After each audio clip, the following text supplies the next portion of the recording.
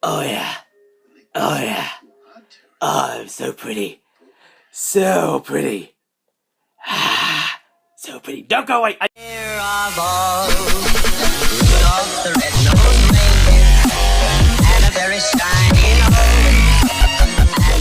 Hey guys, and welcome back to another response video with the Dark Reindeer. And today we are responding to an idiot who calls himself Another Realm. A DeviantArt user who wasn't very happy with my trailer review for the Journey to Bear Kingdom trailer. He didn't like my video due to how I criticised the animation in the movie and decided to write a blog explaining why me and many other members of the Alpha and Omega community were wrong about the animation. The blog is titled, "Fantasy in Animation is Not a Flaw." Yet, weirdly, I never claimed that fantasy in animation was a flaw. I never even mentioned the word fantasy in my fucking video. But apparently, because fantasy in animation is not a flaw, that means Splash's lazy animation work is suddenly justified, and that lazy and sloppy animation is perfectly fine because it's meant to be fantasy. But what makes this blog even more juicy is that Another Realm is also good friends with the famous WWW area. The guy who is famous in the Alpha and Omega community for being a fucking knob. I've gotten some flack from its author because he thinks I was trying to humiliate him, when essentially all I'm saying here is, I don't understand it. But I'm going to be focusing on this blog today because I wanted to give my opinions on this blog and just respond to the main points that he made against my animation claim. If a rat, a bear, a crazy squirrel, and many more can do all this crazy stuff, then why can't wolves? Why the fuck do wolves have to be boring and forgotten, but these other characters in other movies get to have all the creative personality?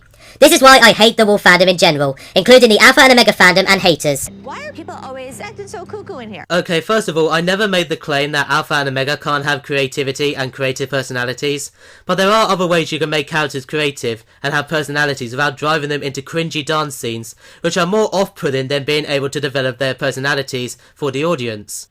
Like, they just put dance movements and all that crap. Just like the same thing as Donald Diggs. But one of the problems with your argument here comes down to your examples, which includes this picture, which you also use in this blog. Using these examples to back up your argument that somehow we are hypocritical when we criticise the dancing scenes in Journey to Bear Kingdom, but yet we don't have a problem when a rat dances with a carrot, or the Ice Age gang have a dance scene at the end of the fourth movie. But let me explain to you the fault in your argument here, and the difference between your examples and the dancing scenes in Alpha and Omega 8. Because it all comes down to the animation. Thanks to the animation style and design within the Ice Age movies and the Ratatouille movie, the scenes where they behave like humans were clear and smooth. There were no cutting corners or lazy editing work. The animation was very well created and very well made thanks to the companies that created them having bigger budgets, more qualified animators, more people to work on the animation, and much more time to create it. But because Splash's animation is cheap and sloppy, it doesn't have the same effect. It comes off as cheap and weird. I mean, when you compare higher budget production companies that make animation, who have more time, more money, and more qualified people to help them, and the animation that Splash creates, then you will notice the difference. Because the reason I hate the dancing and singing theme of Alpha and Omega Journey to Bear Kingdom is because of how terrible they look. The animation and the editing of it looks horrible. The characters don't even show fucking facial expressions when they're dancing. Something which is needed for an animal with human characteristics. The animation in Journey to Bear Kingdom is lazy and sloppy, which is why the dancing scenes in the movie don't look that good. So don't blame the fandom for the fact the movie has shit animation. Stop blaming the people criticising the movie because the bad animation is not our fault. We are just here to point it out and give our opinions on it. We don't want these characters to be boring, but truth is, we don't want to watch a movie which has bad animation and bad script writing. This is a reaction towards some Alpha and Omega fans calling this part out of the 8th movie, just because it's different. You want to know why I quoted different? Because they acted like the first movie never had this. Hello! One even called Humphrey out in the 8th movie trailer for doing some kind of stand act, because he looked weird. Ahem, hello! So not only they hate new things, they hate old, or things similar. Now, I'm guessing this person you are talking about here is me, due to the fact I said he was dancing like a moron, and at the start of my trailer review I made the sound to give off the impression I was being sick due to how horrible the animation looked. With wolves.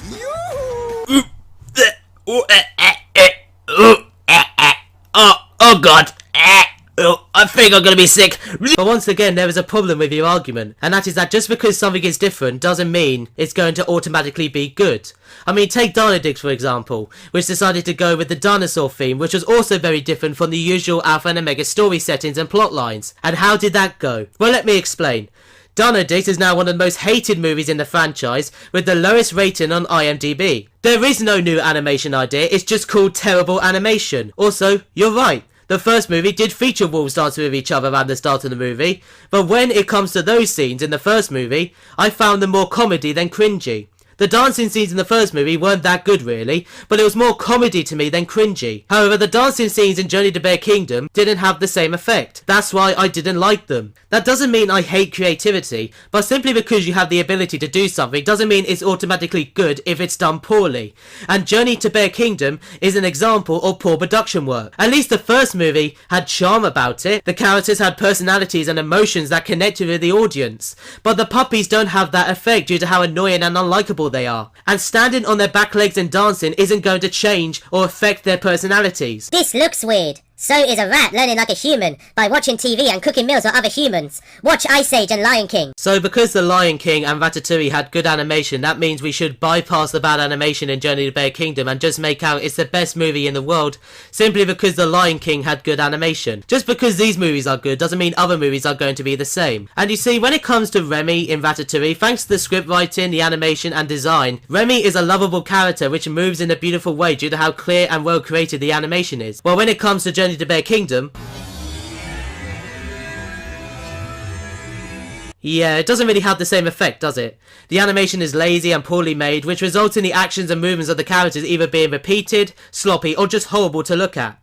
But what this blog is trying to say is that because the characters have human characteristics within them, the creators are allowed to make sloppy animation, feature terrible themes and storylines, have bad script writing and poor background animation, simply because the characters act like humans. I'm not sure how talking about the first movie justifies the lazy animation and the terrible idea and storyline of the movie Journey to Bear Kingdom, but whatever makes you happy, mate. But just because you believe sequels are about doing new things with characters, doesn't mean that we are not allowed to criticize something if we have an opinion on it. No matter if the sequels are about doing new things or not, we still have the right to criticize something if it turns out to be bad. If the animation, script writing and story structure is bad, then no amount of creativity is going to change that.